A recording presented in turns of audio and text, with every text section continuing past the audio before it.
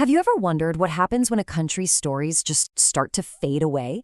Well, today we're going to dive into the magical, sometimes bizarre, and nearly forgotten world of Nepalese folklore. And we'll see it all through the eyes of one man on an incredible mission to save these stories before they disappeared for good. You know, the man who collected these stories, Karunakar Vaidya, he put it perfectly. He saw these tales as more than just fun little stories. To him, they were a priceless possession, basically the very soul of a nation's culture. And as we're about to see, it was a possession that was in real danger of being lost forever. So here's our roadmap for today. We'll start with the urgent quest to save these tales. Then we'll get into the moral universe of their heroes and villains. From there, it's on to the strange demons and monsters. After that, we'll celebrate the triumph of pure wit. And finally, we'll unpack the timeless lessons these legends have for us. All right, so let's kick things off with the mission behind this whole collection. This is really a story about cultural preservation, a race against the clock to save a fading art form. And this was the huge problem Vaidya was facing. For centuries, these stories were only passed down by word of mouth, from one generation to the next. But with no one writing them down or formally collecting them, they were just vanishing. The voices of the storytellers were going quiet, and a huge piece of Nepalese identity was about to go extinct. So who steps in? An unlikely hero, that's who. Karunakar Vaidya, a chemistry lecturer of all things. He made it his personal mission to travel all over Nepal, find the people who still knew these stories and write them down, capturing their original spirit before they were gone for good. So what did Vaidya actually find on his travels? Well, one of the most powerful themes that runs through almost all these stories is a very clear and often pretty harsh sense of justice. Good is rewarded and evil gets punished, usually in the most dramatic way you can imagine.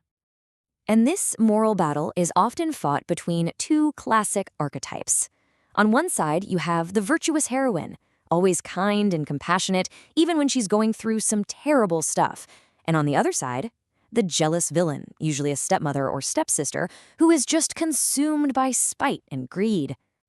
A perfect example is the story of Pankhu Maicha. Her mom has passed away, and her cruel stepmother gives her nothing but awful food. But instead of getting bitter, she shares what little she has with the family's ewe, who's just as lonely as she is. It's a small thing, right? A simple act of kindness. But in the world of these folktales, no good deed ever goes unnoticed. When the stepmother finds out, she has the poor ewe slaughtered. But get this, from the buried bones of her friend, a magical tree springs up, and it grows yomari, which are these delicious sweet dumplings. Her kindness literally transforms into magic and nourishment.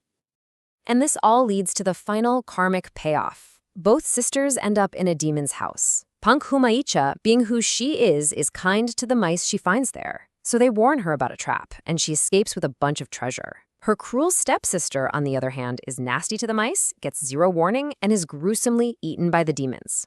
The lesson couldn't be clearer. What goes around, comes around. In these tales, your character is your destiny. Period.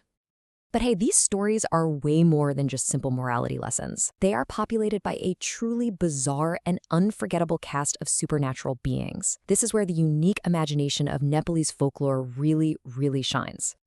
Okay, first, a key term you gotta know is laches. This is the general name for the demons that show up all the time in these tales. And they're not just simple monsters. They can be clever tricksters, terrifying kidnappers, or just forces of chaos that our heroes have to outsmart. And it's the little details that make these creatures so memorable.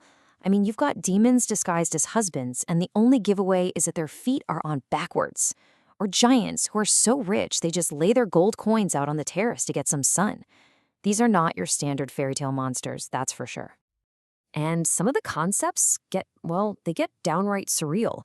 In one story, a man who vows to be eternally faithful prays so hard that he's able to slice his own body in half. One part stays him, the other part becomes his wife. But a few drops of his blood fall on a tree and turn into a venomous snake who his new wife immediately starts an affair with. It's dark, it's wild, and it's completely unpredictable. So you might be asking, how in the world do you defeat creatures like that? Well, it isn't always through kindness or virtue. In a lot of these tales, the absolute greatest weapon you can have is a sharp mind. And the ultimate embodiment of this idea is a character named Kakaju. He's described as a lazy but very crafty man who disliked any kind of work. He is not a role model, but he is an absolute master of the con, using his smarts to outwit anyone who's greedy or gullible. One of his most famous scams shows you just how clever he is. First, he tricks some washerman into leaving their laundry with him. Then, he hangs all the best clothes on a big tree. When a greedy trader comes along, Kakaju pretends he's watering a magical, clothes-bearing tree.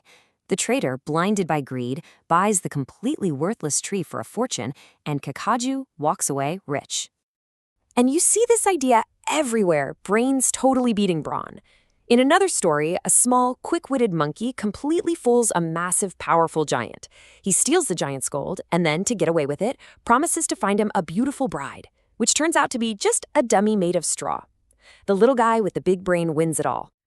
All right, so after all these wild adventures with demons, tricksters, and magical trees, what are we supposed to take away from all this? Why do these stories still matter? Well, these tales are kind of like a cultural map.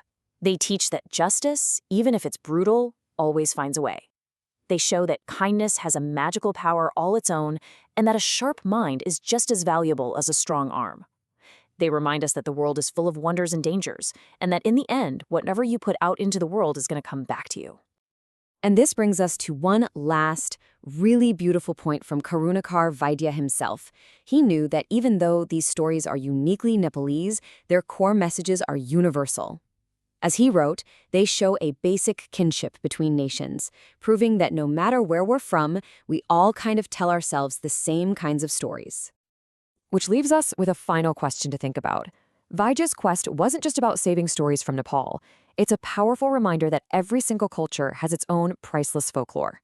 It really makes you wonder, what stories from your own culture are fading away, and who's going to be there to save them?